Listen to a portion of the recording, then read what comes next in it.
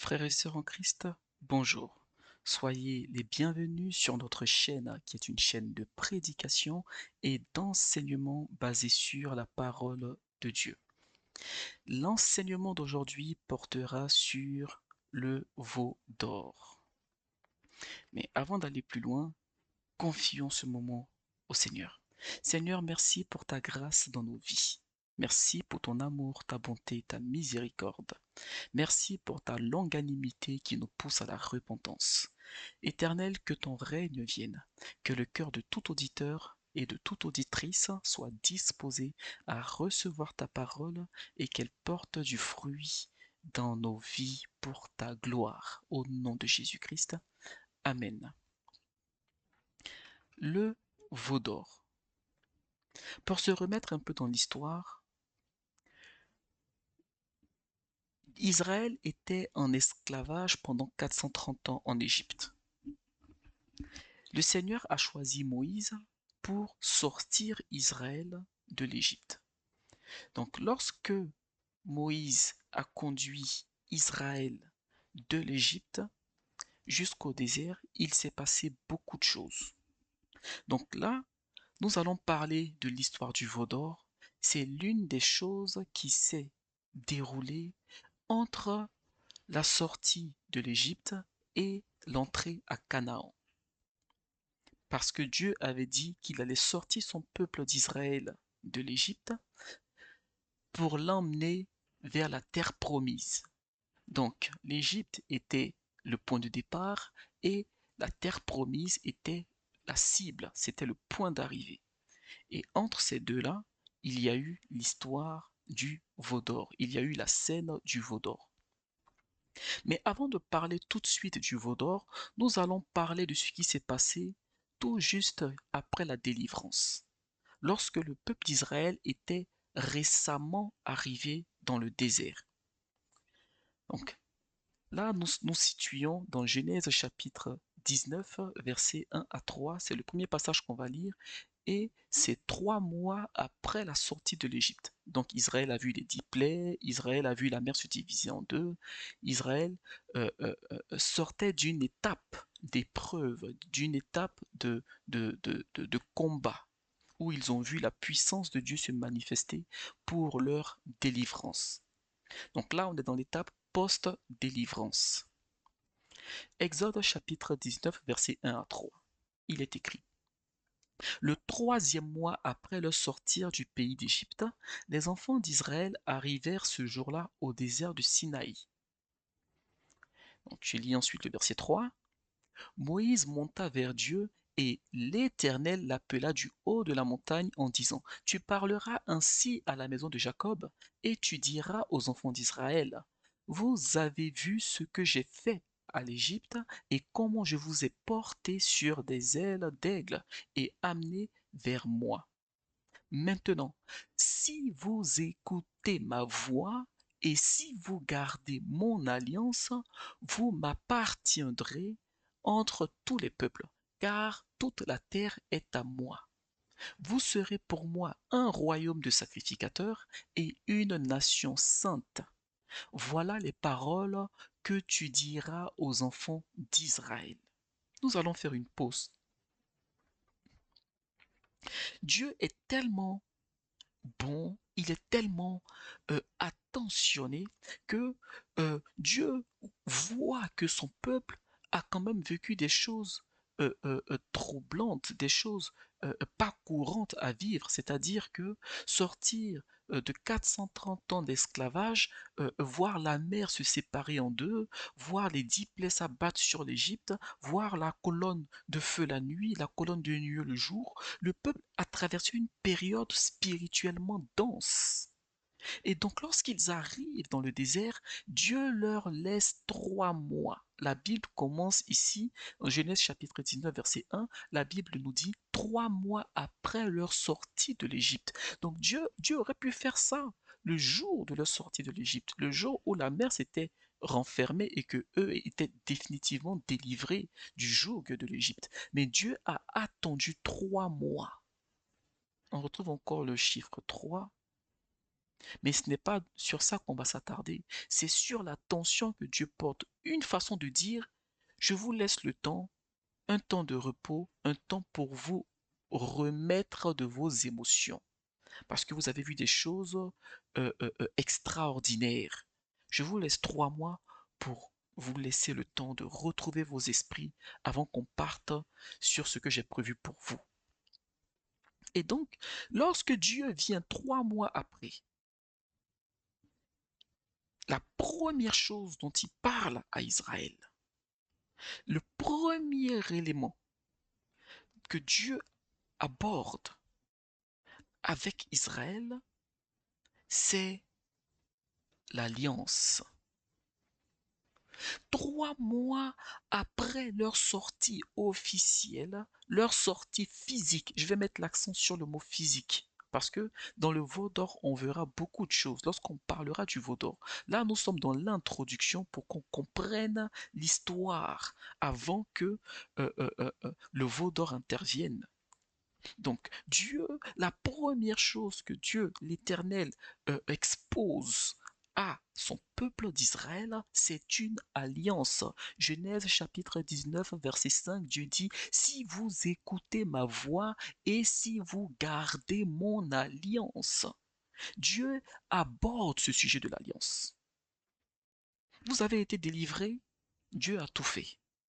Maintenant, la prochaine étape, qu'est-ce que c'est? Lorsque Dieu est venu se présenter à Moïse, nous étions dans l'étape de la rencontre. Dieu a envoyé Moïse parler au peuple d'Israël en Égypte. Le peuple d'Israël a découvert que son Dieu vient le délivrer. Lorsque le peuple était en train de sortir de l'Égypte, ils étaient encore dans cette première phase-là. C'est la phase de la rencontre. La phase de la rencontre, c'est la phase où Dieu fait tout et on le regarde. Lorsqu'ils sortent de l'Égypte, lorsqu'ils ont été délivrés, ils sont dans le désert, ils ne sont plus en train de rencontrer Dieu parce qu'ils l'ont déjà rencontré. Lorsque la Bible dit Yahvé Sabaoth, l'Éternel des armées, ils ont vu la puissante main armée de Dieu frapper l'Égypte. Donc, ils ont rencontré Dieu sous une certaine forme. Et l'étape d'après, cette étape de l'alliance, qu'est-ce que c'est? C'est l'étape de la connaissance. C'est pourquoi lorsqu'un homme va vers sa femme dans la Bible dit Adam connut Ève. Ça veut dire qu'il y a eu une intimité. Quand Ève est venue vers Adam, Adam a dit, voici celle qui est os de mes os et chair de ma chair. Cette exclamation-là, c'est l'exclamation de la rencontre. Mais lorsque la Bible nous dit Adam connut Ève, il n'était plus dans la rencontre, il était dans la connaissance. Donc nous avons ces deux étapes-là indispensables dans la vie d'un enfant de Dieu. La première phase, c'est la rencontre. Mais malheureusement, souvent, on peut rester 10, 15, 20 ans dans la rencontre. Et Dieu veut qu'on passe assez rapidement, après l'avoir rencontré, il veut qu'on rentre dans le processus de la connaissance. Et le processus de la connaissance, il passe par une alliance. C'est pourquoi lorsque le peuple arrive dans le désert, Dieu veut emmener le peuple à le connaître. Et donc Dieu aborde, la première chose que Dieu aborde, ce n'est pas regardez comment je vous ai aimé, regardez mon amour, regardez ce que j'ai fait pour vous. Dieu leur dit, voici mon alliance, vous devez apprendre à me connaître. Je suis un Dieu qui fonctionne de telle façon. J'ai mes principes, j'ai mes règles. Si vous gardez mon alliance et si vous écoutez ma voix, vous m'appartiendrez. Il y a une condition, parce que dans une alliance, il y a un engagement. Dans cet engagement, il y a des droits et des devoirs. Des droits et des devoirs. On a des choses à faire pour plaire à Dieu et des choses à ne pas faire pour maintenir cette alliance, pour honorer cette alliance. C'est un engagement. Nous allons passer au passage suivant. Exode chapitre 20, versets 1 à 6. Mais avant, j'aimerais préciser un point. Dans l'Ancien Testament, il y a deux passages qui concernent les 10 commandements. Donc chaque fois qu'on parle des 10 commandements, on parle aussi du décalogue. Donc le décalogue, c'est le récit autour des 10 commandements. Donc, il y a deux passages dans l'Ancien Testament qui nous parlent des 10 commandements. Le premier passage, c'est dans Exode chapitre 20, versets 2 à 17. Le deuxième passage, c'est dans Deutéronome chapitre 5, versets 6 à 21. Nous n'allons pas lire celui de Deutéronome. Nous allons lire celui de Exode chapitre 20. Pour la simple et bonne raison que le veau d'or est arrivé dans Exode chapitre 32. Deutéronome est après Exode. Et donc là, on va lire dans Exode chapitre 20, qui est avant Exode chapitre 32, parce que ça nous montre que Dieu avait déjà donné les 10 commandements et il avait insisté sur un élément très important avant déjà que le peuple conçoit ou fabrique le veau d'or.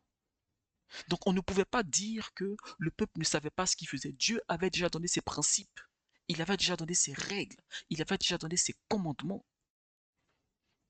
Donc le peuple avait eu l'information.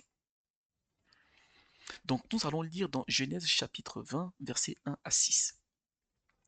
Il est écrit: Alors Dieu prononça toutes ces paroles en disant: Je suis l'Éternel ton Dieu qui t'a fait sortir du pays d'Égypte, de la maison de servitude. Tu n'auras pas d'autre Dieu devant ma face.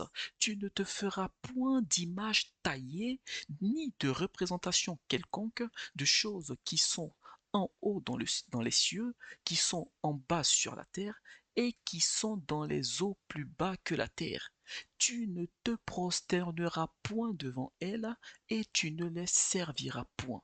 Car moi, l'Éternel, ton Dieu, je suis un Dieu jaloux, qui punit l'iniquité des pères sur les enfants jusqu'à la troisième et la quatrième génération de ceux qui me haïssent, et qui fait miséricorde jusqu'en 1000 générations à ceux qui m'aiment et qui gardent mes commandements.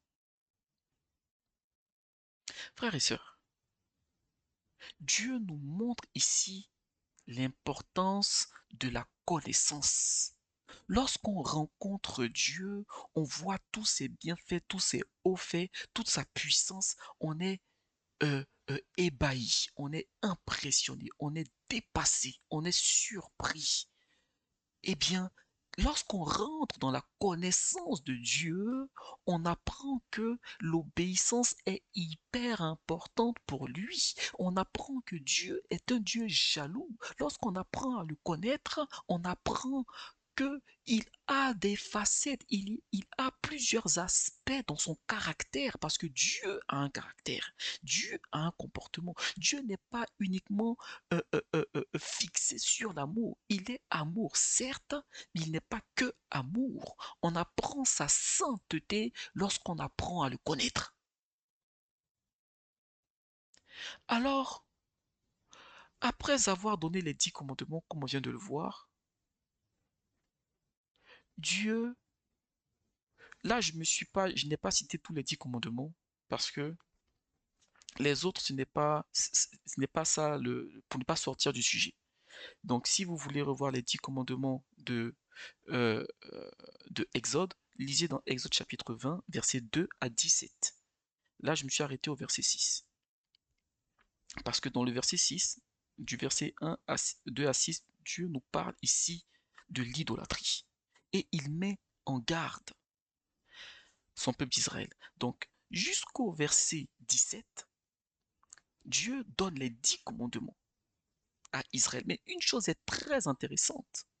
Après avoir donné les 10 commandements directement au peuple, attention, là, Dieu n'est pas passé par Moïse. Dieu a parlé directement au peuple. Le peuple a entendu Dieu parler. Dans la partie, dans le deuxième passage des 10 commandements de Deutéronome, c'est Moïse qui retransmet au peuple. Mais dans Exode, c'est Dieu lui-même qui parle au peuple. C'est pourquoi quand on lit un peu plus bas dans Exode chapitre 20 et jusqu'à chapitre 21, le peuple dit à Moïse, on ne veut plus que Dieu nous parle parce que le peuple était terrifié, le peuple avait une crainte terrible de Dieu. Et le peuple a dit à Moïse, on veut que ce soit toi qui nous parles, on ne veut plus entendre la voix de Dieu. C'est ce que le peuple a dit à Moïse, parce qu'ils entendaient une voix qui venait du ciel. Donc les premiers 10 commandements, ils ont été prononcés par Dieu directement au peuple d'Israël, sans intermédiaire. Donc lorsque Dieu a donné ses premiers 10 commandements jusqu'au verset 17, au verset 22 et 23, Dieu vient et il insiste sur quelque chose de particulier. Il a donné les 10 commandements. Il revient, on verra sur quoi Dieu va insister. Donc je lis dans Exode chapitre 20, versets 22 et 23. Il est écrit. L'Éternel dit à Moïse, tu parleras ainsi aux enfants d'Israël. Vous avez vu ce que je vous ai parlé depuis les... Vous avez vu que je vous ai parlé depuis les cieux. Donc ça montre que c'est bien Dieu qui a parlé depuis les cieux. Au verset 23, vous ne ferez point des dieux d'argent et des dieux d'or pour me les associer. Vous ne vous en ferez point. Après avoir transmis les 10 commandements au peuple, on voit ici Dieu voyait la chose arriver. Donc Dieu revient et insiste sur l'idolâtrie. On peut se poser une question. Pourquoi? Pourquoi? Pourquoi Dieu ne vient pas insister sur l'amour? Pourquoi est-ce que Dieu vient, il donne les 10 commandements? Il y a quand même 10. Pourquoi spécialement dans cette situation, Dieu revient voir Moïse et Dieu met encore une couche sur l'idolâtrie? Pourquoi? Frères et sœurs, on dit souvent, c'est un proverbe euh, qui dit, si vous ne savez pas où vous allez, n'oubliez pas d'où vous venez. Dans cette situation, Dieu savait d'où venait son peuple. Dieu savait d'où venait Israël. Israël venait de sortir de 4 siècles d'esclavage. Et durant ces 4 siècles d'esclavage, ils ont vu des pratiques de l'Égypte antique. Frères et sœurs, on ne sort pas de 4 siècles d'esclavage d'une nation telle que l'Égypte antique sans en être impacté. On ne sort pas de 4 siècles d'esclavage sans être impacté par les pratiques de cette nation telle que l'Égypte, qui était à l'image de l'Amérique aujourd'hui. C'est-à-dire que l'Égypte était la première puissance mondiale au temps de Pharaon. L'Égypte antique était puissante. Et donc Israël a vu l'Égypte pratiquait l'idolâtrie. Pendant 400 ans, ils sortent de là. Il y a encore, même si physiquement ils sont sortis, c'est pourquoi j'avais dit en amont, la sortie physique de l'Égypte. Israël était sorti physiquement de l'Égypte, mais spirituellement, ouf, c'est pas le mot qu'il faut employer, c'est pas spirituellement, mais je veux dire, ils sont sortis physiquement de l'Égypte, mais l'Égypte était encore dans leur cœur. Israël est sorti physiquement de l'Égypte, mais l'Égypte était dans son cœur. Les pratiques de l'Égypte étaient encore dans leur cœur, à un tel point même que lorsqu'ils ont été confrontés à des difficultés dans le désert, ils ont dit à Moïse qu'ils étaient mieux en Égypte. Ils ont envié leur vie passée de l'esclavage. Combien de fois venons-nous à Christ et dans les épreuves par lesquelles Dieu nous fait passer pour nous forger, pour nous transformer, pour nous briser, nous regrettons nos vies ou la vie qu'on avait dans le monde. Nous y allons pas à pas et on va y arriver. Ce passage est profond. Nous allons maintenant parler du veau d'or. Maintenant qu'on a vu euh, ce qui s'est passé avant, on a vu ce que Dieu a transmis à Israël, ses principes, son alliance, ses règles, son insistance sur l'idolâtrie. Voyons maintenant ce qui s'est passé plusieurs mois plus tard. Avant de lire dans Genèse, Exode chapitre 32, il est important de noter que lorsque Dieu a donné les 10 commandements au peuple, il y a eu une période de Genèse chapitre 20 d'Exode chapitre 20 jusqu'à Exode chapitre 32. Il y a eu une période où Dieu a demandé à Moïse de partir du peuple vers la montagne de l'Éternel. Et donc, pendant l'absence de Moïse, Moïse a transmis les responsabilités de leader par intérim à Aaron. Donc, en l'absence de Moïse, Aaron était le responsable du peuple d'Israël. Et donc, lorsque le peuple a mis en place ce veau d'or, Moïse n'était pas présent au milieu du peuple, mais Moïse était absent depuis plusieurs mois. Il était sur la montagne. Maintenant, lisons dans Exode chapitre 32. On ne va pas tout lire, on va lire seulement les passages clés. Donc, nous allons lire dans, du verset 1 à 6 pour commencer. C'est la partie que j'intitule La conception du veau d'or. Le peuple, voyant que Moïse tardait à descendre de la montagne, s'assembla autour d'Aaron et lui dit: Allons, fais-nous un Dieu qui marche devant nous. Car ce Moïse, cet homme qui nous a fait sortir du pays d'Égypte, nous ne savons ce qu'il est devenu. Aaron leur dit: ôtez les anneaux d'or qui sont aux oreilles de vos femmes, et de vos fils, et de vos filles, et apportez-les-moi. Et tous ôtèrent les anneaux d'or qui étaient à leurs oreilles, et ils les apportèrent à Aaron. Il les reçut de leurs mains, jeta l'or dans un moule, et fit un veau d'or, et fit un veau en fonte. Et ils dirent: Israël, voici ton Dieu qui t'a fait sortir du pays d'Égypte. Lorsqu'Aaron vit cela, il bâtit un autel devant lui. Il s'écria: Demain, il y aura fête en l'honneur de l'Éternel. Le lendemain, ils se levèrent de bon matin et ils offrirent des holocaustes et des sacrifices d'action de grâce. Le peuple s'assit pour manger et pour boire, puis ils se levèrent pour se divertir. La conception du veau d'or. Voici dans quelles circonstances le veau d'or a été conçu. Et ça prend tout son sens euh, parce que on a lu le chapitre, on a lu dans Exode chapitre 20 que Dieu avait déjà donné son avertissement concernant l'idolâtrie. Donc là, Aaron et le peuple, ils avaient déjà tous entendu Dieu parler. Ils avaient tous entendu la voix du peuple. Pardon, ils avaient tous entendu la voix de Dieu parler au peuple. Et par l'absence de Moïse, ils se sont levés un jour et ils ont décidé de faire exactement ce que Dieu avait défendu. Pourquoi? Pourquoi?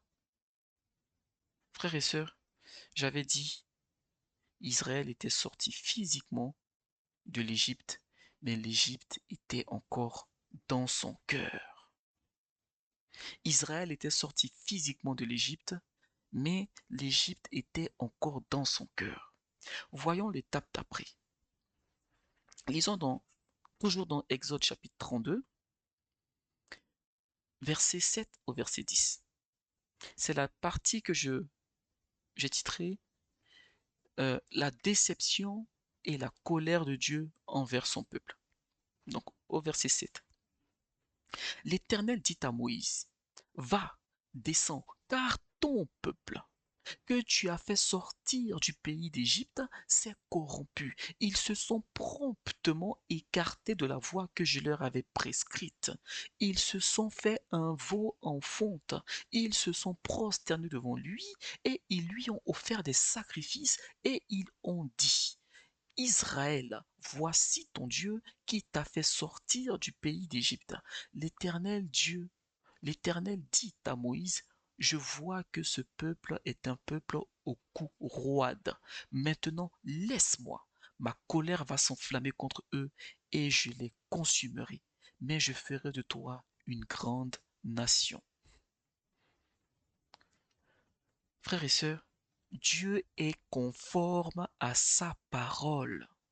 Dieu est conforme à sa parole parce qu'il est dans sa parole et il est sa parole. Dans Jean chapitre 1, il est écrit, au commencement était la parole et la parole était Dieu et la parole était avec Dieu. Toutes choses ont été faites par elle et rien de ce qui a été fait n'a été fait sans elle. Dieu ne peut pas aller contre sa parole, ça serait aller contre lui-même. Donc quand des mois au préalable, Dieu dit, ne vous prosternez pas devant des idoles. Ne faites pas des idoles. Le jour où vous ferez ça, ça va mal se passer car je suis un Dieu jaloux. Quand Dieu a donné cet avertissement et que des mois plus tard, le peuple se retrouve à faire exactement ce que Dieu lui a défendu, il y a systématiquement des répercussions. Il y a des conséquences. C'est pourquoi il est important en tant qu'enfant de Dieu de penser aux conséquences de nos actions. Parce que l'action peut donner du plaisir sur le coup, mais la conséquence, souvent, quand on l'a subie, on se rend compte que finalement, ça n'en valait pas la peine. Donc là, quand Dieu voit son peuple, Dieu dit une chose. Attends, c'est Dieu qui a dit à Moïse, j'ai vu la souffrance de mon peuple et les cris que lui font pousser ses oppresseurs. Va délivrer mon peuple d'Israël de l'Égypte, de la main de Pharaon, et je l'enverrai à la terre promise. Dieu avait un plan magnifique. Mais dans la déception, Dieu dit à Moïse, car ton peuple que tu as fait sortir du pays d'Égypte. Si on se rappelle au début, ce n'était pas Moïse qui voulait faire sortir Israël d'Égypte. Moïse, quand il a fui l'Égypte, il fuyait l'Égyptien parce qu'il avait tué un Égyptien. Moïse fuyait, Moïse fuyait l'Égypte parce que Moïse avait tué un Égyptien qui battait un Israélite. Et donc, Moïse, il n'avait pas planifié de rencontrer Dieu dans le désert. Et d'ailleurs, quand Dieu a voulu envoyer Moïse, Moïse ne voulait pas au début. Moïse a trouvé des excuses en disant qu'il avait la parole difficile et tout. Donc Dieu a insisté un peu pour que Moïse parte. Et là, dans la déception, Dieu dit à Moïse, ton peuple. Frères et sœurs, nous sommes tous concernés par le péché. Par moments, nos péchés blessent le cœur de Dieu. Nos péchés blessent le cœur de Dieu. Et comme on est tellement focus aujourd'hui sur Dieu est amour, Dieu est amour, Dieu est amour, on ne prend pas conscience souvent du fait que nos péchés peuvent blesser le cœur de notre Père. Il y a quelques passages dans la Bible où on voit que Dieu a été profondément attristé. Il y a ce passage-là et il y a aussi le passage au temps de Noé, où la Bible dit que Dieu a regretté d'avoir fait l'humanité parce que Dieu a vu que tous les jours leur cœur se tournait uniquement vers le mal. Et Dieu a dit, je me répands d'avoir fait l'homme. Dieu compte beaucoup plus sur nous qu'on ne l'imagine. Il compte sur nous pour fuir le péché avec l'aide du Saint-Esprit et vivre une vie de sanctification. Dieu s'exprime à Moïse et il dit, maintenant laisse-moi. Vous voyez, comme un homme qui est en colère et qui dit, laissez-moi tranquille, je veux être seul. Nous avons été faits à l'image de Dieu. Il y a des moments où on retrouve en l'homme des caractères de Dieu. Parce que nous sommes sortis de lui. On n'est pas sortis du diable. Le diable nous pousse à pécher pour nous changer de l'image que Dieu nous avait donnée. Mais nous sommes sortis de Dieu. Et là, on a l'impression que c'est un homme qui est en train de parler et qui dit, laisse-moi, je suis en colère. Et Dieu dit, ma colère va s'enflammer contre eux et je les consumerai. Parce que Dieu était en colère. Et c'est là où la parole de Dieu elle est tellement profonde et nous avons besoin d'apprendre à connaître Dieu. Lorsque Dieu se met en colère contre nous, ou s'il se met en colère contre nous, la meilleure des choses à faire, d'ailleurs je vais commencer par la pire. La pire des choses à faire, c'est s'entêter. La chose à éviter, c'est fuir. La meilleure des choses à faire, c'est implorer sa grâce. C'est implorer sa grâce. C'est pourquoi David a dit, Seigneur, ne me punis pas sous ta colère. David n'a pas dit ne me punis pas. David a dit ne me punis pas sous ta colère. Donc Dieu est juste. Il y a des moments où on fait des choses qui suscitent la colère de Dieu. Quand on sait que papa n'est pas content, on se met à genoux et on implore sa grâce. Parce que même dans sa colère, il est miséricordieux. Même dans sa colère, il est amour. Et qu'est-ce que Moïse a fait? Nous allons lire dans le passage suivant. Et c'est la partie que j'ai appelée l'intercession de Moïse en faveur du peuple envers Dieu. Exode chapitre 32, versets 11 à 14, il est écrit. Moïse implora l'Éternel son Dieu et dit, pourquoi, ô Éternel, ta colère s'enflammerait-elle contre ton peuple que tu as fait sortir du pays d'Égypte par une grande puissance et par une main forte? Pourquoi les Égyptiens, diraient-ils, c'est pour leur malheur qu'il les a fait sortir? C'est pour les tuer dans les montagnes et pour les exterminer de dessus la terre. Reviens de l'ardeur de ta colère et réponds-toi du mal que tu veux faire à ton peuple. Souviens-toi d'Abraham, d'Isaac, d'Israël, tes serviteurs auxquels tu as dit en jurant par toi-même, je multiplierai votre postérité comme les étoiles du ciel. Je donnerai à vos descendants tout ce pays dont j'ai parlé, et ils le posséderont à jamais. Et l'Éternel se repentit du mal qu'il avait déclaré vouloir faire à son peuple. Frères et sœurs, il y a une puissance dans l'intercession. Il y a une puissance dans l'intercession. Mais attention, toutes les intercessions ne sont pas pareilles. Toutes les intercessions n'ont pas le même effet. Toutes les intercessions n'ont pas la même puissance dans le monde spirituel. Ici, il y avait deux leaders en Israël. Il y avait Moïse et Aaron. Ça, c'est l'intercession de Moïse. Maintenant, je vous pose la question. Je nous pose la question. Est-ce que si c'était Aaron qui priait ainsi, ça aurait eu le même effet? Absolument pas. Absolument pas.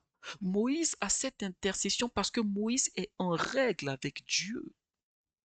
Moïse a cette intercession, Moïse dit des choses, Moïse implore la grâce de Dieu et il dit l'Éternel, s'il te plaît, reviens de ta colère. Dieu écoute, il écouta et il a écouté Moïse. Ça n'aurait pas eu le même effet sur Aaron parce que Aaron avait une certaine responsabilité. Quand on lui a proposé ça, Aaron n'a pas pris position pour Dieu. Aaron a pris position pour le peuple. L'image de Moïse et Aaron, c'est l'image aussi de David et Saül. David a pris position pour Dieu chaque fois qu'il avait des choix à faire, et Saül y prenait position pour ne pas que le peuple s'éloigne de lui, par contrainte du peuple. Et ça a été ça, Aaron. Et donc, l'intercession de Moïse aussi, il y a quelque chose de, je ne dirais pas marrant, mais d'intéressant. C'est que Dieu dit à Moïse, ton peuple.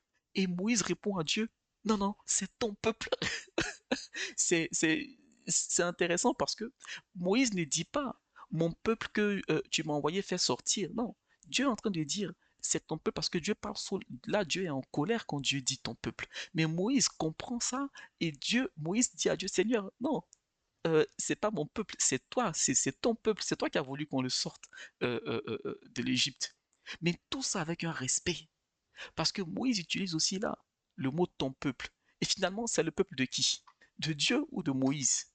C'est le peuple de Dieu. Mais Dieu était en colère. Et Moïse fait preuve de sagesse, de délicatesse en disant à Dieu, oui, tu es en colère, mais je te demande pardon. Ce peuple a péché, je te demande pardon. Reviens, regarde ce que tu as dit, regarde tes promesses, regarde leur père, Abraham, Isaac, Jacob. Souviens-toi, Seigneur, s'il te plaît, aie pitié d'eux, aie pitié d'eux. Moïse n'a même pas encore vu ce que le peuple a fait, mais Moïse implore la grâce. Quand on demande à l'Église, aux frères et sœurs, de vivre dans la sanctification, c'est une force pour l'Église. Parce que lorsque le jugement de Dieu arrive, l'intercession permet que, au lieu de la colère, Dieu laisse la grâce. Nous avons tout avantage à avoir nos frères et sœurs et nous-mêmes à vivre dans la sanctification et à être agréable à Dieu, quitte à déplaire au monde. Parce que le jour où nous avons besoin de soutien dans la prière, frères et sœurs, l'intercession de Moïse a plus de poids que la prière d'Aaron dans cette situation. Mais si tout le monde vit dans le péché et qu'on ne dit rien parce que bon, on veut juger personne et tout, le jour où on a besoin de prière, les prières ne montent pas. Parce que celui qui va intercéder, même s'il n'est pas en règle avec Dieu, comment sa prière va-t-elle monter? Or, la Bible nous dit que le péché met une séparation entre Dieu et l'homme. À cause de nos péchés, ce sont nos péchés qui font que il ne nous écoute pas. Mais celui qui va intercéder, s'il est dans le péché, comment sa prière va monter? La sanctification est un avantage puissant pour l'Église, pour le corps de Christ. Si dans une église de 100 personnes, il y a 15 personnes qui vivent une vie de sanctification forte, eh bien, ces 15 personnes-là, avec leur sanctification, quand elles se mettent ensemble pour prier et intercéder, il se passe des choses. Et ça va impacter même la vie des 85 autres personnes. Lisons dans Exode chapitre 32, versets 21 et 25.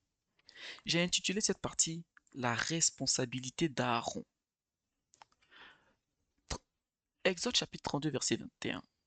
Moïse dit, donc Moïse est descendu après son intercession, Moïse est redescendu auprès du peuple. Moïse dit à Aaron, que t'a fait ce peuple pour que tu l'aies laissé commettre un si grand péché?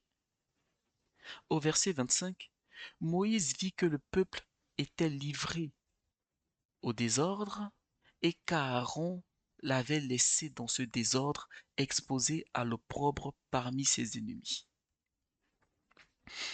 Lorsque Moïse vient, Moïse constate les dégâts tels que Dieu l'avait annoncé, les lui avait annoncés sur la montagne. Donc quand il arrive, il voit les dégâts, il voit le désordre, il voit le péché, il voit la confusion, il voit le veau d'or. Et la première chose que Moïse fait, Moïse s'adresse à Aaron. Et il dit à Aaron, sa question est très intéressante. Moïse dit, que t'a fait ce peuple pour que tu l'aies laissé commettre un si grand péché? Qu'est-ce qu'ils t'ont fait, Aaron? Ils t'ont menacé? Si ça a été le cas, il aurait été mieux de mourir que de commettre ce péché. Au moins, toi, tu te serais lavé.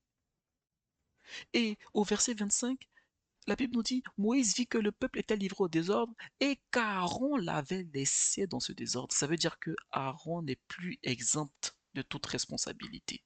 Et on a vu, quand ils ont fait la proposition à Aaron, pourquoi Aaron n'a pas dit non, c'est péché contre l'Éternel. Nous avons tous entendu l'Éternel parler et nous demander de, de ne pas commettre l'idolâtrie. Aaron avait aussi l'Égypte dans son cœur.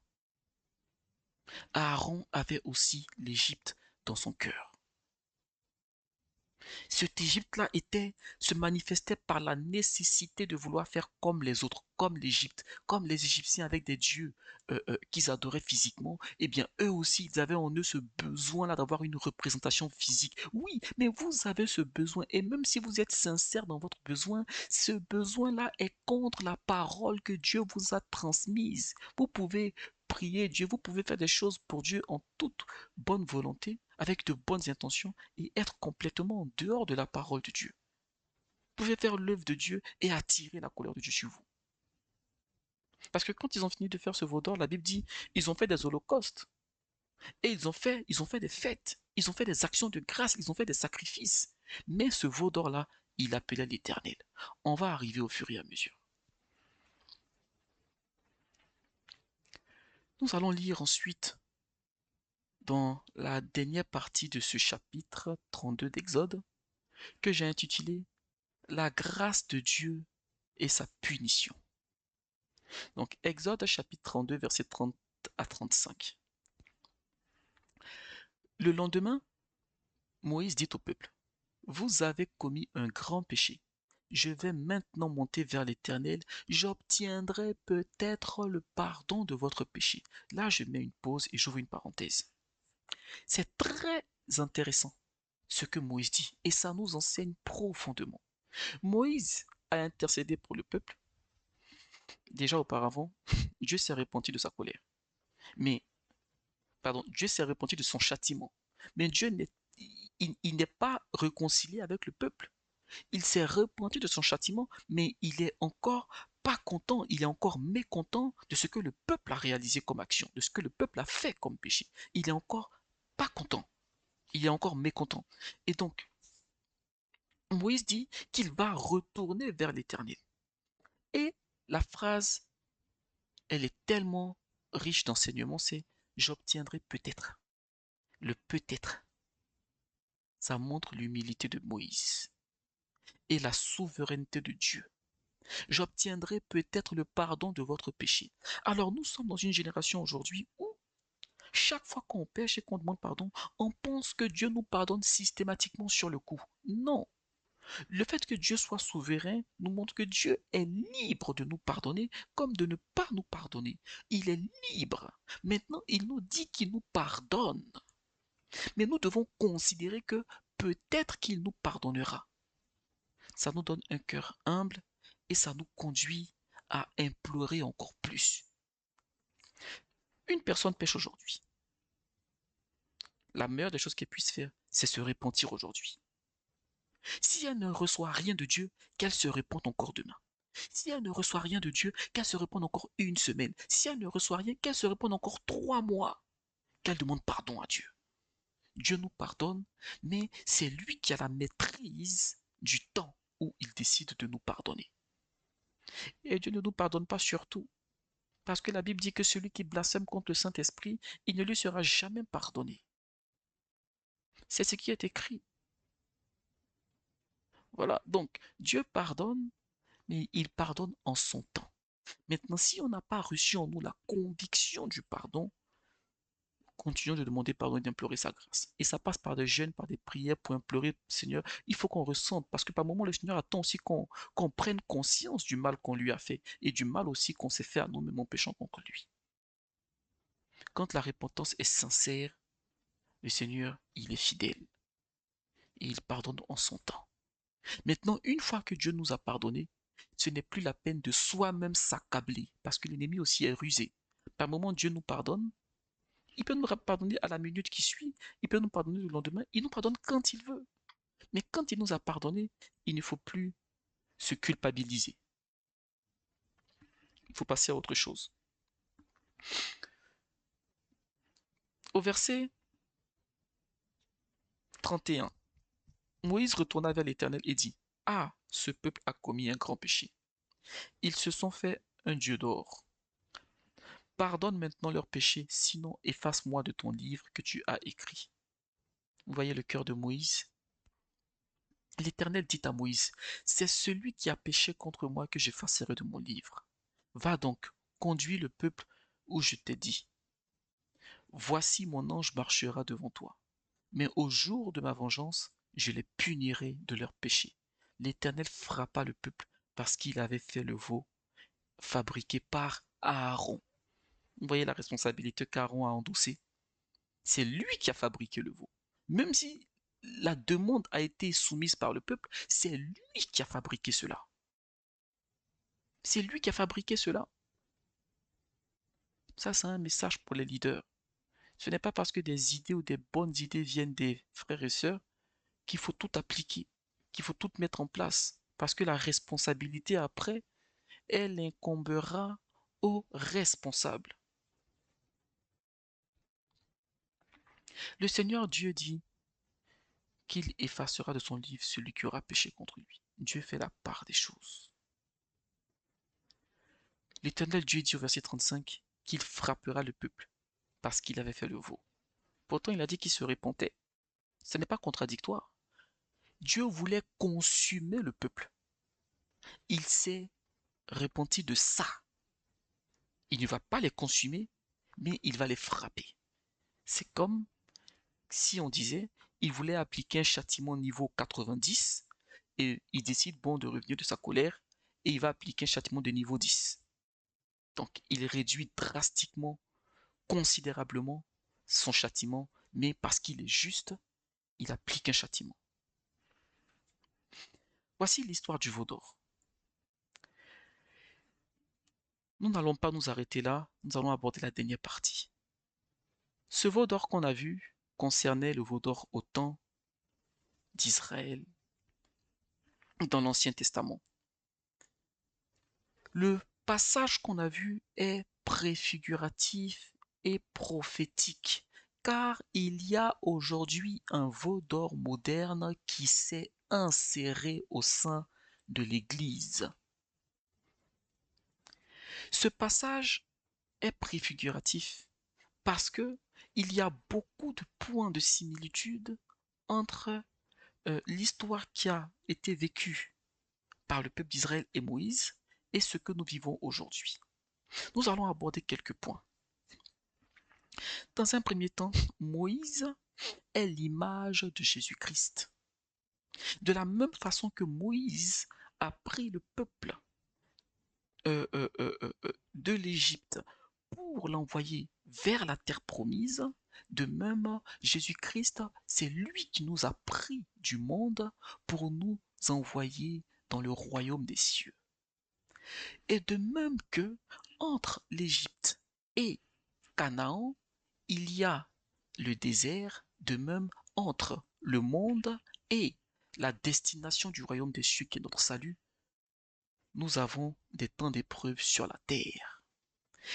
Et durant ce temps de désert où le peuple d'Israël était, ils ont été éprouvés, c'est là qu'ils devaient apprendre à connaître Dieu, c'est là qu'ils devaient croître spirituellement. Eh bien, quand nous avons donné notre vie à Christ, c'est sur cette terre-là que nous sommes éprouvés.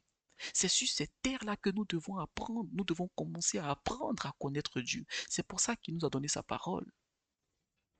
Eh bien, de même que Moïse était à la montagne, de même Jésus-Christ, quand il est mort ressuscité, il est monté auprès de Dieu.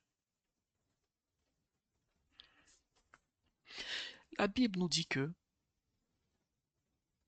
Moïse, on a vu que Moïse a intercédé pour le peuple. La Bible nous dit que Jésus-Christ aussi intercède pour nous. Voilà. Donc ça, c'est le résumé. Et maintenant, on va rentrer un peu plus dans le détail. Nous avons vu le veau d'or traditionnel, le veau d'or de l'Ancien Testament. Qu'est-ce que le veau d'or moderne aujourd'hui? Lisons donc 2 Corinthiens chapitre 6, versets 14 à 17. Il est écrit, ne vous mettez pas avec les infidèles sous un joug étranger, car quel rapport y a-t-il entre la justice et l'iniquité, ou qu'y a-t-il de commun entre la lumière et les ténèbres? Quel rapport y a-t-il entre Christ et Bélial, ou quelle part a le fidèle avec l'infidèle? Au verset 16, quel rapport y a-t-il entre le temple de Dieu et les idoles? Car nous sommes le temple de Dieu, du Dieu vivant, comme Dieu l'a dit, j'habiterai et je marcherai au milieu d'eux. Je serai leur Dieu et ils seront mon peuple. C'est pourquoi sortez du milieu d'eux et séparez-vous, dit le Seigneur. De quoi devons-nous sortir? De qui devons-nous nous séparer, frères et sœurs? Je continue. La Bible nous dit, ne touchez pas à ce qui est impur et je vous accueillerai. Je serai pour vous un père et vous serez pour moi des fils et des filles, dit le Seigneur Tout-Puissant.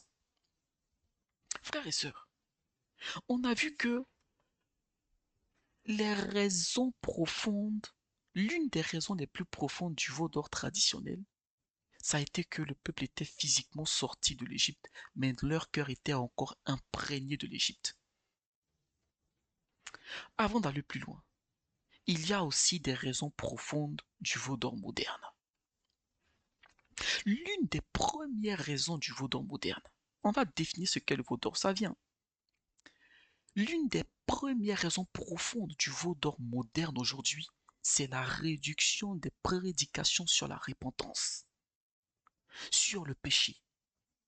On parle que de l'amour de Dieu et de la prospérité. Prenons l'exemple. Une personne aveugle est en train de marcher sur un chemin. Et au bout de cette personne aveugle, au bout du chemin, pardon, il y a un ravin ou une falaise, mais en tout cas une chute. Et un chrétien ou un type de chrétien passe à côté de l'aveugle et lui dit, Jésus t'aime, Jésus t'aime.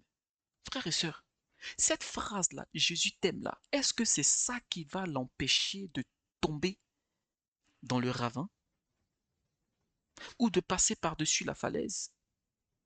C'est une image pour dire que aujourd'hui, malheureusement, on ne parle que très peu de la repentance, très peu du péché, et donc on avertit peu les gens du monde. L'aveugle représente le mondain. Le ravin représente l'enfer. La falaise représente la mort éternelle, c'est l'enfer. Et donc, lorsqu'on voit des gens à qui on veut évangéliser, nous devons garder et nous devons tenir compte de ce que nos pères dans la foi ont fait. Les prophètes dans l'Ancien Testament, ils prêchaient sur la repentance. Quand les gens venaient à Christ, c'est là qu'on leur parlait de l'amour de Dieu pour eux. Mais on leur disait, attendez, là où vous allez, attention, il y a un ravin, c'est dangereux pour vous, il y a un trou. Au lieu de leur balancer comme ça des Jésus t'aime à tout bout de champ, d'ailleurs même quel fruit ça porte? Quel fruit ça porte? Il y a un danger en face d'eux. Est-ce que Jésus t'aime, c'est ça qui va est-ce que c'est ça qui va empêcher ces personnes-là de chuter? Non, ce qu'il faut leur dire, c'est la repentance. La repentance, c'est ce qui est très important parce que c'est, attention, là, il y a un trou devant vous. Quand vous déviez de ce trou-là, vous savez, c'est par l'amour du Seigneur que j'ai été mis sur votre chemin pour vous annoncer ça. Dieu vous aime. Là où vous dirigez vers ce trou-là, l'ennemi vous a trompé jusqu'à aujourd'hui. C'est la deuxième étape. On fait les choses aujourd'hui en désordre. En désordre. Une personne vit dans le péché, on lui dit Jésus t'aime. Même lorsqu'elle vient à l'église, euh, elle est encore dans son péché. Je connais quelqu'un qui a fait plus de 5 ans dans l'église qui ne savait pas que la fornication c'était un péché. Parce que elle venait dans l'église, quand la personne venait dans l'église, on lui disait que Dieu est amour. On ne lui parlait pas du péché. 5 ans dans l'église sans savoir que la fornication c'est un péché. Aujourd'hui, on parle peu de la repentance. On parle de la postérité, de la prospérité. Les gens viennent, oui, vous allez être bénis, oui, vous allez être prospère, oui, oui. Mais à chaque fois que vous devenez prospère, attention, Jésus-Christ dit que les riches auront du mal à être sauvés. La richesse n'est pas une malédiction, c'est une bénédiction. Mais faites très attention, parce que plus vous devenez riche, plus vous allez dans la case de ceux qui seront sauvés difficilement. Mais quand la richesse vient de Dieu et quand elle arrive comme Dieu a prévu qu'elle arrive, il vous a déjà préalablement préparé. Parce que l'argent, il faut faire attention. À quoi bon être riche sur cette terre et perdre son salut? À quoi bon se marier sur cette terre et perdre son salut? À quoi bon faire des enfants? À quoi bon travailler? À quoi bon construire des bâtiments à n'en point finir? À quoi bon avoir la gloire sur cette terre et perdre son salut? La Bible dit, que servira-t-il à un homme de gagner le monde s'il perdait son âme? Le peuple de Dieu, l'Église aujourd'hui, au lieu de prononcer des Jésus t'aime à tout bout de champ, doit avertir l'aveugle qu'il y a un trou. C'est ça l'amour. Bon, très bien. Jésus t'aime. Lorsqu'il tombe dans le trou, est-ce que Jésus ne l'aime plus? Jésus l'aime toujours. Mais ça ne l'a pas empêché de tomber dans le trou, de tomber dans le ravin. Ce dont ils ont besoin, c'est attention, il y a un ravin. Attention, le chemin sur lequel vous marchez, c'est un chemin qui est dangereux. Parce que c'est ce qui a été fait. Et quand c'est conduit par le Saint-Esprit, c'est ce qui se fait. C'est ce que les prophètes ont fait. C'est pour ça qu'Israël a massacré des prophètes. Lorsque Jésus-Christ est venu, c'est ce que Jésus-Christ a fait. Lorsque Jean-Baptiste est venu, c'est ce que Jean-Baptiste a fait. Lorsque Jésus-Christ a envoyé les apôtres, il leur a dit d'aller prêcher la repentance. C'est ce que les apôtres ont fait. Donc, nos pères dans la foi l'ont fait jusqu'à aujourd'hui. Pourquoi c'est nous qui venons aujourd'hui qui changeons les choses? Nous sommes dans la génération qui veut tout changer. La cancel culture. On veut tout effacer, on veut tout changer parce que tout ce qui se faisait avant, on considère que c'est ringard, c'est vieux, ce n'est plus à la mode. Mais à quoi bon d'être à la mode et d'être contre la volonté de Dieu? Dans ce cas, soyons tous ringards. S'il faut être ringard pour être dans la volonté de Dieu. Ce que je veux dire, c'est que nous ne devons pas avoir les mêmes considérations que ce que le monde a. Nous ne sommes pas là pour plaire au monde. En rien, ou je dirais en toute chose.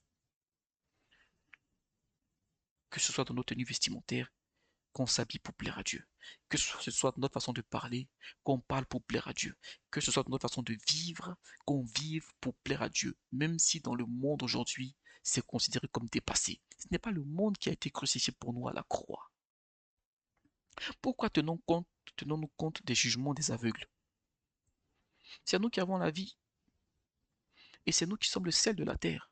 La Bible nous le dit. Et donc c'est à nous d'influencer le monde et non l'inverse. Réduction des prédications sur la repentance, sur le péché. Prédication à l'excès sur l'amour de Dieu, sur la prospérité. C'est l'une des premières causes profondes du veau d'or moderne. Et on va voir pourquoi. L'une des deuxièmes causes profondes, c'est une rencontre sans connaissance. Des gens ont vu Dieu se manifester dans leur vie par des miracles, par des épreuves, par des interventions miraculeuses de Dieu, où elles ont dit, elles ont ressenti que oui, là, c'est vraiment ce qui a déclenché un truc dans ma vie, où j'ai décidé de suivre le Seigneur, j'ai vu son bras agir dans ma vie. Oui, ça c'est très bien. Eh bien, c'est la même chose que Israël a vu. Ce sont les 10 plaies de l'Égypte. Vous avez vu Dieu séparer la mer dans vos vies. Vous avez vu Dieu refermer la mer lorsqu'il n'y avait pas de solution. On vous a abandonné. Vous avez vu Dieu montrer qu'il est avec vous. Oui, ça c'est très bien. Et ça, il faut le garder. Mais ensuite, il faut passer à l'étape d'après. Parce que tout ça, c'est ce qu'on appelle la rencontre de Dieu. Vous avez rencontré le Seigneur. Ça, c'est vrai et c'est bien. Mais on a tellement parlé de l'amour de Dieu, la prospérité, que vous n'avez même pas vous n'avez même pas eu le temps de connaître Dieu. Frères et sœurs, lorsque nous rencontrons Dieu, Dieu prévoit un temps de rencontre et ensuite le temps d'après, c'est le temps de la connaissance. Mais il fait tout ça en collaborant avec nous. Dieu ne nous impose pas la connaissance. Dieu ne nous impose pas la connaissance.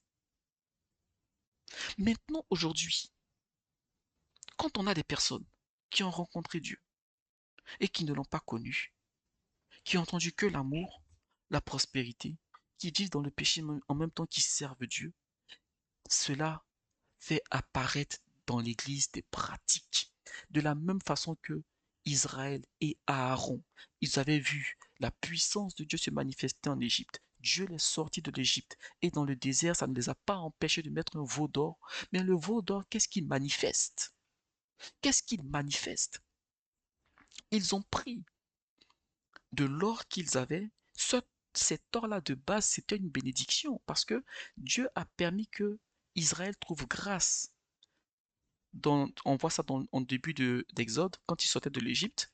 La Bible dit que Dieu a permis qu'Israël trouve grâce aux yeux des Égyptiens et les Égyptiens se sont dépouillés de leur or pour donner leur or aux Israélites. C'est pour cela que quand Israël était dans le désert, ils ont eu de l'or. Sinon, avant, ils étaient esclaves. Voilà, donc ils sont pas allés creuser pour tirer l'or du sol. Non, ils ont pris déjà l'or des Égyptiens. Donc c'était déjà une bénédiction de base.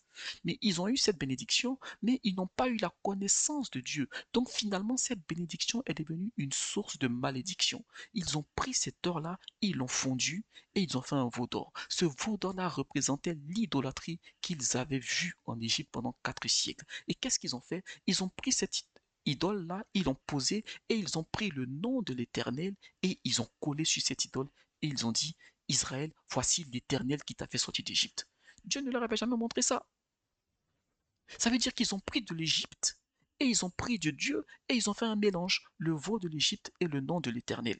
Ça va vers qu'aujourd'hui, on va voir dans les églises comment le veau d'or se manifeste. On va prendre des choses du monde et on va coller un nom chrétien là-dessus. On va prendre des choses du monde, on va mettre dans l'église. On va prendre des choses du monde. On est dans une compromission pas possible. Et ça va de mal en pire. Et ça s'empire. Et ça ne s'arrête pas. Mais que se passe-t-il? On arrive dans l'église aujourd'hui, on parle de Saint Valentin. Tiens, à quel moment est-ce qu'on ne s'arrête pas pour dire, mais quelle est la source de cette chose? Est-ce que c'est le Saint-Esprit qui nous inspire? Passons. Le 1er avril, on parle de poisson d'avril. Moi, j'ai déjà entendu ça dans des églises où on parle de poisson d'avril dans l'église, sachant que le poisson d'avril, ce n'est rien qu'un mensonge. Il n'y a pas de petit péché devant Dieu. Quand on va parler, on va dire, oui, ben, ouais, ben vous, vous êtes trop TTS, vous êtes trop spirituel. Ah bon? On arrive dans un monde aujourd'hui où, pendant la Coupe du Monde, l'église où on prie Dieu, on prend un écran et puis on projette un match de Coupe du Monde. Allez, France-Italie joue la finale. Ou Argentine-France joue la finale. Et dans l'église, on a des Argentins et on a des Français. On a des Italiens et on a des Français. On a des personnes qui sont unies par la foi de Christ, qui regardent un match où chacun supporte une équipe opposée. Jouer au foot, ce n'est pas un péché. Mais faites attention parce que le foot peut se transformer en idole. Et c'est très dangereux de prendre un match de foot et de le mettre dans l'église. Surtout quand ceux qui sont en face n'ont pas vraiment connu le Seigneur. Et même s'ils l'ont connu, d'ailleurs, même s'ils avaient connu vraiment le Seigneur, c'est quelque chose qu'on ne le ferait pas. Quel lien y a-t-il entre Christ et le foot? Ça peut être un travail. Il y a des pasteurs qui sont joueurs de foot, ce n'est pas un péché. Mais l'église n'est pas l'endroit où on projette un match de foot. Allez regarder le foot ailleurs. Aujourd'hui, dans l'église, on a des personnes qui font du mannequinat. Ça, c'est quelque chose qui m'a choqué. Maintenant, on a des frères qui prennent des photos.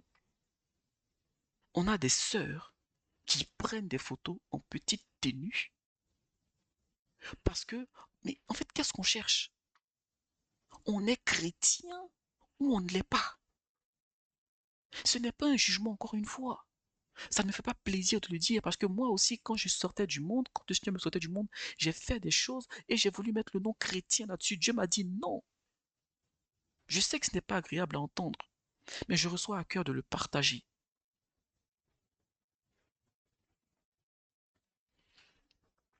Un frère était dans le monde.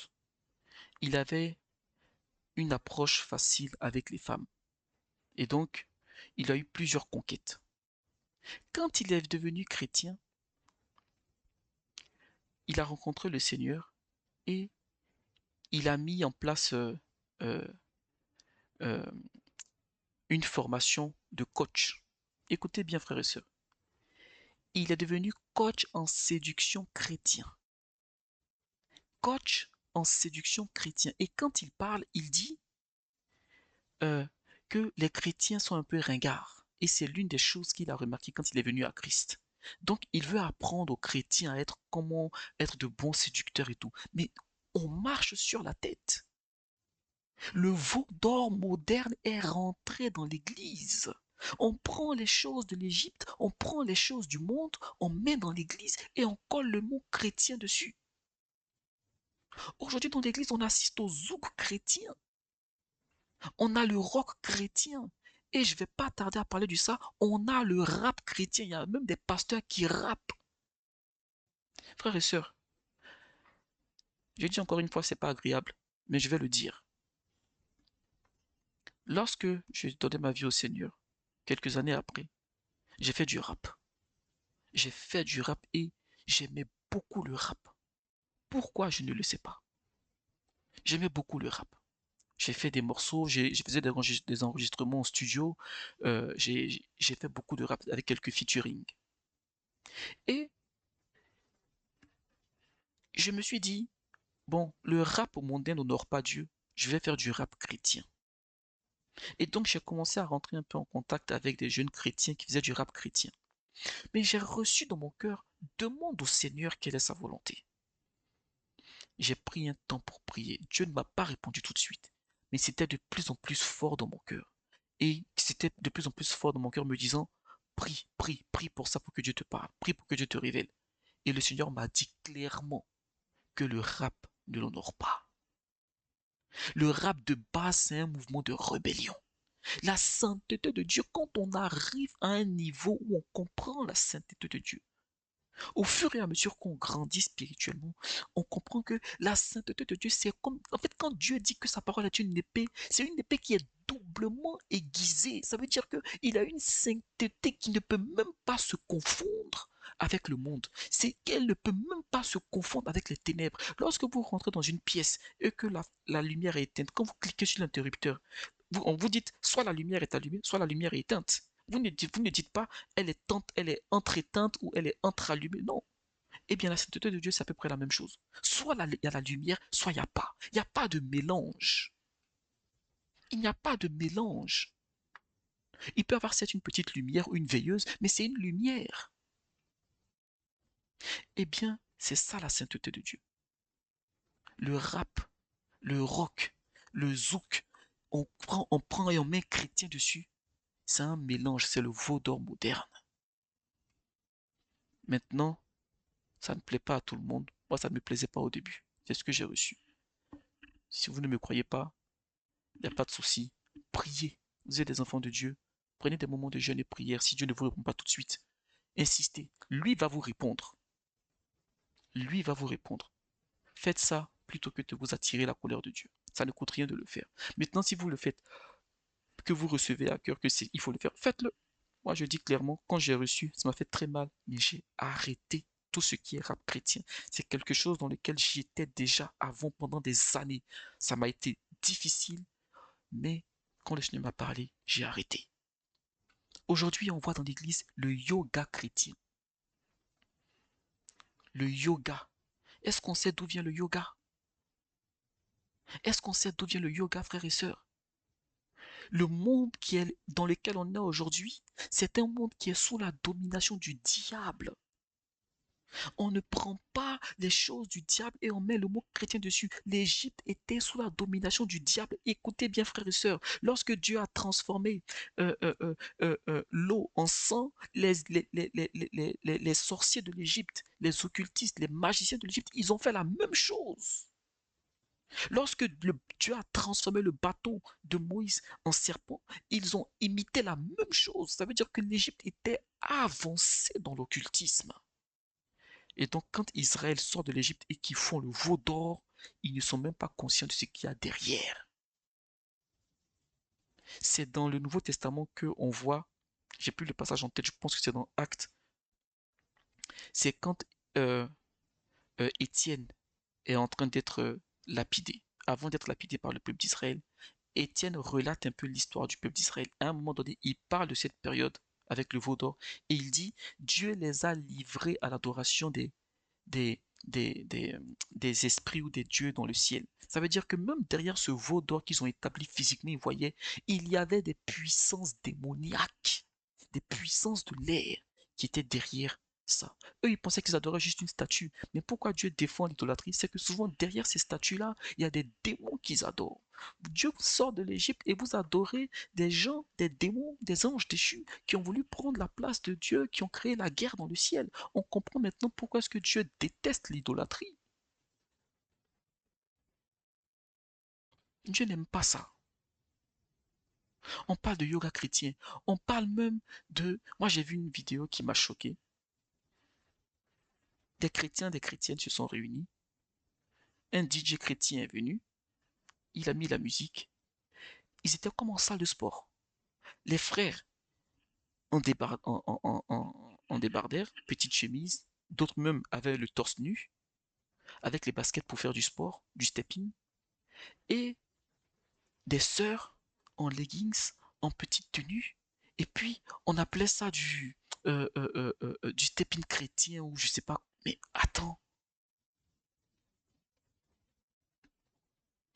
nous devons craindre Dieu. Nous devons apprendre à connaître Dieu. Ce n'est pas parce qu'on prend un truc et qu'on colle le mot chrétien dessus que ça honore Dieu.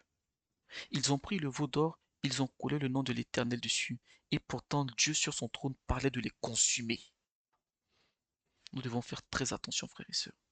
Il est indispensable de connaître Dieu, sinon on peut servir Dieu sous sa colère, sans s'en rendre compte.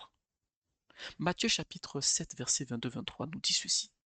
Plusieurs me diront en ce jour, Seigneur, Seigneur, nous n'avons-nous pas prophétisé en ton nom, n'avons-nous pas chassé des démons par ton nom, et n'avons-nous pas fait beaucoup de miracles par ton nom? Verset 23. Alors je leur dirai ouvertement, je ne vous ai jamais connu. Retirez-vous de moi, vous qui commettez l'iniquité. C'est très intéressant ce que Jésus-Christ dit ici. Il ne dit pas, je ne vous ai jamais rencontré. Il dit, je ne vous ai jamais connu. Je vous ai rencontré, mais je ne vous ai jamais connu. Frères et sœurs, lorsque vous sortez de chez vous, vous allez vous rencontrer des gens dehors. Vous allez rencontrer, si vous prenez le bus, vous allez rencontrer le chauffeur du bus, vous allez rencontrer les passagers, vous descendez du bus, vous allez au magasin, vous allez rencontrer le caissier ou la caissière, vous allez rencontrer les gens, mais tout ce que vous allez rencontrer, vous ne les connaissez pas tous. Il dit, je ne vous ai jamais connu. Combien de chrétiens aujourd'hui ont rencontré le Seigneur mais ne l'ont pas connu? L'un des points de différence que j'ai remarqué entre un chrétien qui a rencontré le Seigneur et un chrétien qui a connu Dieu, quand vous l'écoutez parler, je dis c'est l'un des points que je constatais. C'est pas que ce n'est pas une vérité générale. C'est une remarque que j'ai faite. Celui qui a rencontré le Seigneur, quand vous l'entendez parler et que vous discutez d'un sujet, vous allez beaucoup entendre des phrases du type moi je pense que, je pense que, je pense que, parce que le frère ou la sœur a une marche chrétienne basée sur ses pensées. Elle a rencontré le Seigneur. Il a rencontré le Seigneur. Mais il a une marche chrétienne basée sur ses pensées. Maintenant, la plupart du temps, celui qui a connu Dieu dans une intimité, quand il va parler, ou quand elle va parler, vous allez entendre la parole de Dieu dit, ou il est écrit. Parce que, à un moment donné, quand on apprend, ce n'est pas encore un jugement. Je dis ce n'est pas un jugement. J'aime bien préciser parce que je ne veux pas qu'on ait l'impression que non, tu juges. Non, non, non, non. Ce n'est pas un jugement. C'est un constat. Lorsque vous êtes en train d'avoir une intimité avec Dieu, cette intimité, elle passera systématiquement par la méditation de la parole de Dieu. Et le Saint-Esprit va vous envoyer à méditer tellement sa parole de Dieu, tellement sa parole, que dans vos pensées, sans vous en rendre compte, vous allez développer le réflexe de réfléchir en conformité à la parole de Dieu. Vous allez avoir une pensée, vous allez voir la parole de Dieu qui vient en amont, soit pour soutenir cette pensée, soit pour condamner et rejeter cette pensée. Quand vous voulez commettre une action, vous allez voir dans vos esprits la parole de Dieu qui intervient. C'est ça, la Bible dit, l'Esprit de Dieu rend témoignage à notre esprit que nous sommes enfants de Dieu. Ça passe par la méditation de la parole de Dieu. Ça passe par la méditation de la parole de Dieu. Pourquoi il est indispensable de connaître Dieu? Pour sortir, pour fuir ou pour éviter sa colère. Quand Dieu se met en colère, mieux vaut être dans le camp du reste qui n'est pas sous sa colère. Parce que là, c'est pas tout Israël qui a été châtié, c'est ceux qui ont adoré le veau d'or.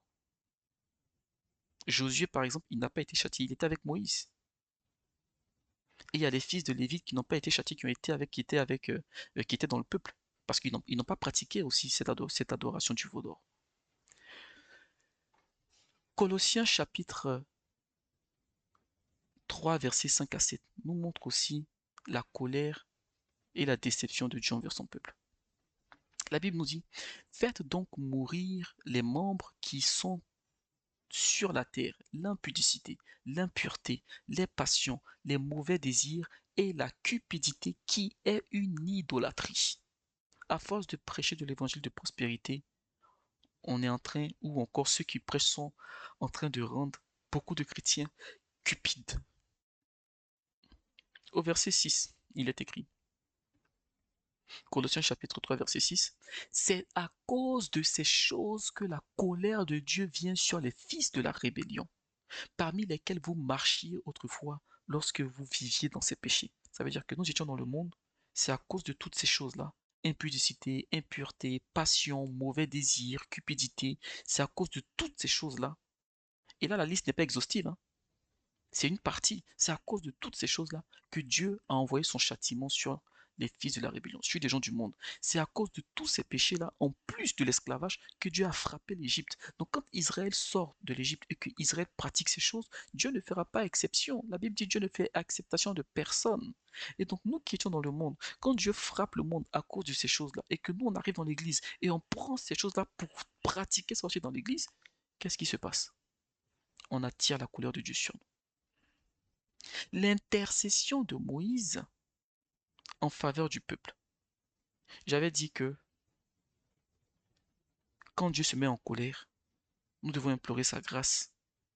Eh bien, quand nous sommes en règle, nous implorons la grâce de Dieu, l'intercession a une puissance. Mais au-delà de notre intercession, nous avons l'intercesseur par excellence. Romains chapitre 8, versets 33 à 34 nous dit, qui accusera les élus de Dieu? C'est Dieu qui justifie.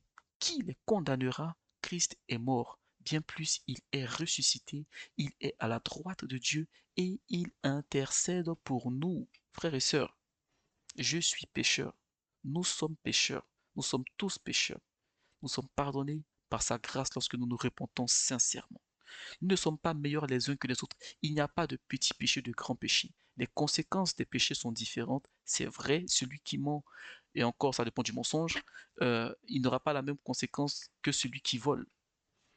Et donc, mentir, ce n'est pas voler, voler, ce n'est pas mentir, les conséquences sont différentes, mais tous les deux restent péchés. Le mensonge est un péché, le petit mensonge c'est un péché, le grand mensonge c'est un péché, le petit vol c'est un péché, tout ça reste un péché. Et si nous péchons, la Bible dit le salaire du péché c'est la mort. Nous sommes tous sauvés par la grâce au moyen de la foi en Jésus-Christ. Et donc Christ intercède pour nous. Il intercède pour nous parce que nous avons tous besoin d'intercession. Nous avons tous besoin d'intercession. Christ intercède pour nous. Gloire à Dieu. Ce passage qu'on a lu là nous a montré aussi la responsabilité d'Aaron. Eh bien, j'ai parlé du veau d'or moderne. Euh, nous sommes dans le veau d'or moderne et j'avais dit que justement, on était vraiment dans la préfiguration, c'était prophétique.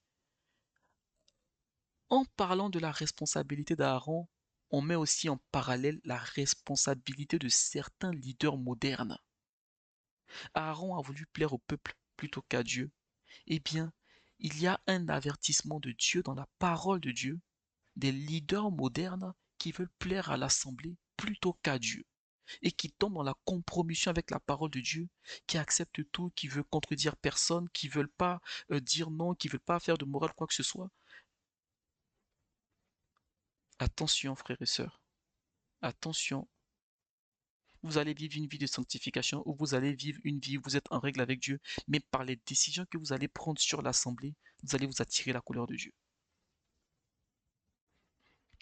Jacques chapitre 3 verset 1 nous dit, mes frères, qu'il n'y ait pas parmi vous un grand nombre de personnes qui se mettent à enseigner, car vous savez que nous serons jugés plus sévèrement. Je ne sais pas pourquoi nous sommes dans une génération où il n'y a pas eu, je ne sais pas s'il y a eu une génération où il y a eu autant d'enseignants. Il y a tellement d'enseignants et paradoxalement, il y a tellement de veaux d'or. Paradoxalement, il y a tellement de veaux d'or modernes. Paradoxalement, il y a tellement de confusion, de compromission avec la parole de Dieu. Ce n'est pas parce que vous faites la théologie que vous devez aller enseigner. Dans un premier temps, est-ce que Dieu vous appelle à enseigner? Et si vous décidez d'enseigner, vous prenez le risque d'être jugé plus sévèrement. Moi, j'ai pas besoin d'être jugé plus sévèrement. Et moi, j'avais dit à Dieu, avant que je reçoive et avant que le Seigneur me dise de commencer ses enseignements, je lui ai dit, Seigneur, moi, je n'ai pas envie d'être jugé sévèrement. Je suis dans mon coin, je suis tranquille. J'ai pas envie de me mettre sous un jugement sévère. S'il te plaît, donne-moi tes révélations. Je dirai les choses comme toi, tu me les diras. Enseigne-moi. J'ai pas envie de donner des enseignements qui vont induire des frères en erreur, qui vont induire des sœurs en erreur. Et puis, c'est moi qui en prendrai la responsabilité. Dieu nous a tous donné le salut, hein, frères et sœurs. Mais tant qu'on n'est pas encore rentré dedans, on peut le perdre d'un moment à l'autre. On peut le perdre d'un moment à l'autre. Leader, vous avez une responsabilité. C'est pourquoi Dieu dit qu'il n'y ait pas beaucoup de personnes qui enseignent. Dieu va nous demander des comptes sur les enseignements que nous donnons. Et moi y compris. Parce que c'est un enseignement que je donne. Dieu va nous demander des comptes. Seigneur, aide-nous s'il te plaît. Aide-nous. Aide-nous à enseigner ta parole comme tu l'entends, comme tu nous la révèles. Aide-nous à enseigner sans tenir compte de quand dira-t-on, mais en tenant compte de quand diras-tu. Nous allons terminer sur la grâce de Dieu. Jérémie chapitre 30, verset 10-11. Il est écrit, et toi, mon serviteur, ne crains pas, dit l'Éternel, ne t'effraie pas, Israël, car je te délivrerai de la terre lointaine, je délivrerai ta postérité du pays où elle est captive.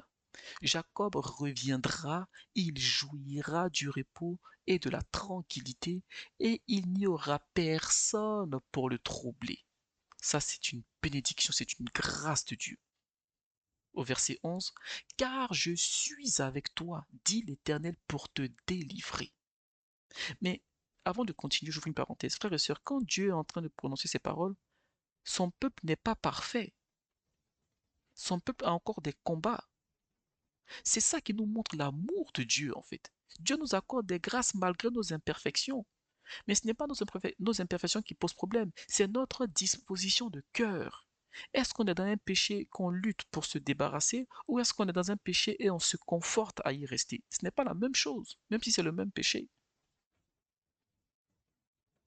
Verset 11, Jérémie 30, verset 11, il dit, car je suis avec toi, dit l'Éternel, pour te délivrer. J'anéantirai toutes les nations parmi lesquelles je t'ai dispersé, mais toi, je ne t'anéantirai pas.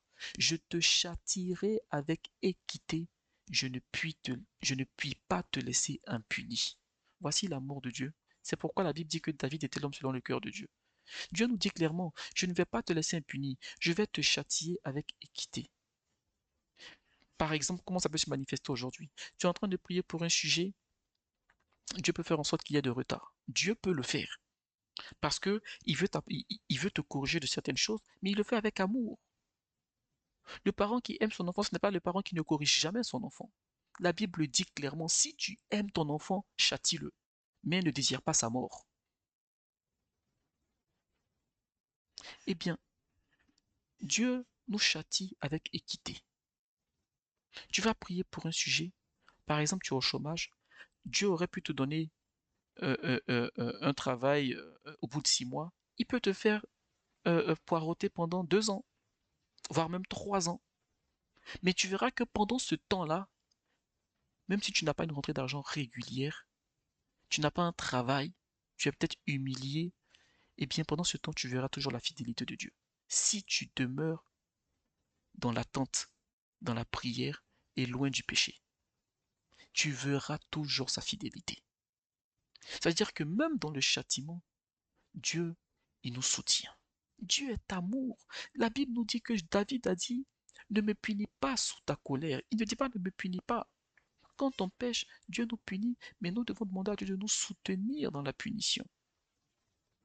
Et ce n'est pas mauvais, parce qu'il nous dit, parce que je t'aime, je te châtierai. C'est un amour que nous devons comprendre. Nous devons apprendre à connaître Dieu, frères et sœurs. Nous arrivons à la fin de cet enseignement et que le Seigneur vous bénisse. Nous allons prier pour la fin. Seigneur Dieu Tout-Puissant, merci pour cet enseignement. Seigneur, ce n'est pas toujours facile de donner des messages, surtout quand ça reprend et quand ça expose beaucoup de choses euh, auxquelles on est attaché dans l'Église. Ce n'est pas toujours facile, mais Père, c'est toi qui soutiens tes enfants. Papa, tu vois le veau d'or moderne aujourd'hui dans les assemblées. Tu vois tous ces veaux d'or. Seigneur, s'il te plaît, ma voix ne peut pas être comme celle de Moïse. Moïse était trop saint. Il voyait ta face régulièrement. Il était dans ta présence constamment. Il communiquait directement avec toi. Éternel, mais j'implore ta grâce. J'implore ta grâce car ta parole dit que le Seigneur Jésus-Christ intercède pour nous. Non pas à cause de ma prière, mais à cause de l'intercession de Christ. S'il te plaît, que ta colère ne s'abatte pas sur tes enfants, sur ton peuple aujourd'hui. Seigneur, s'il te plaît, ouvre ouvre les yeux des cœurs. Tu dis mon peuple périt parce qu'il lui manque la connaissance. S'il te plaît, Saint-Esprit, donne de la connaissance à ton peuple. Donne de la connaissance à tes leaders. Donne de la connaissance, Seigneur, afin qu'ils puissent transmettre, Éternel, textuellement ce que tu leur auras enseigné. Qu'ils acceptent de déplaire au monde si telle est ta volonté, et qu'ils acceptent de rester en conformité avec ta parole, Père, s'il te plaît. Que le cœur des frères, le cœur des sœurs, des auditeurs, des auditrices soit disposé, et que ta parole qu'ils ont entendue pénètre dans leur cœur, et que par l'œuvre du Saint-Esprit, elle porte du fruit pour ta gloire. Au nom de Jésus-Christ, je prends autorité, cette autorité que tu m'as donnée, et je brise tout fondement qui ne vient pas de toi. Je brise tout raisonnement et toute opposition qui ne viennent pas de toi. Tout ce que l'ennemi a établi dans les pensées, dans les cœurs. Seigneur, tout esprit de rébellion à ta parole et tout esprit de veau d'or. Seigneur, je brise leurs œuvres au nom de Jésus-Christ de Nazareth. La louange, l'adoration, l'élévation et l'exaltation te reviennent, à toi et à toi seul. Au nom de Jésus. Amen.